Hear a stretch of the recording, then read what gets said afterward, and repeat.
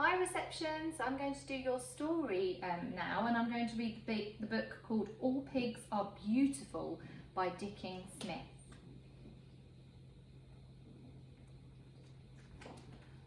I love pigs.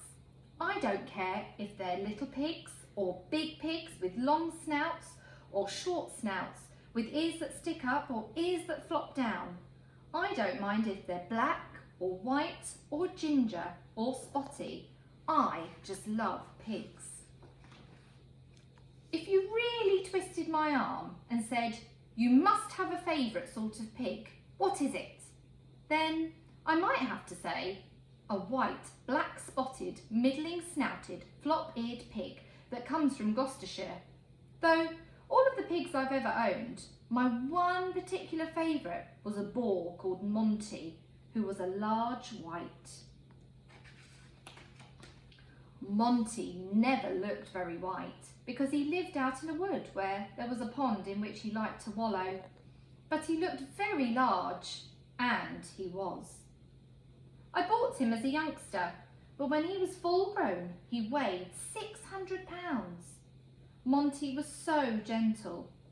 When I went out to feed him and his 10 wives, he would come galloping through the trees to my call, a really monstrous and frightening sight to anyone who didn't know what a soppy old thing he was. What he really loved once he'd finished his grub was to be scratched on the top of his head between his great ears, and it always affected him in the same way. His eyes with their long pale lashes would close, and slowly his hind quarters would sink down until he was sitting on his bottom like a huge dog. Oh, this is lovely, you could hear him thinking. What more can life offer? Most pigs aren't so fussy. Just having their backs scratched is enough for them. They squirm with pleasure. And of course you must talk to them. Pigs, like people, enjoy a good chat. So don't just stand there saying nothing. Piggy, piggy, piggy will do if you don't happen to know the pig's name. If I'm talking to a sow and don't know what she's called, I usually call her mother or mummy. They like that. Sows spend their lives having babies, loads of them, and they take good care of them as your mum does of you. Well, almost.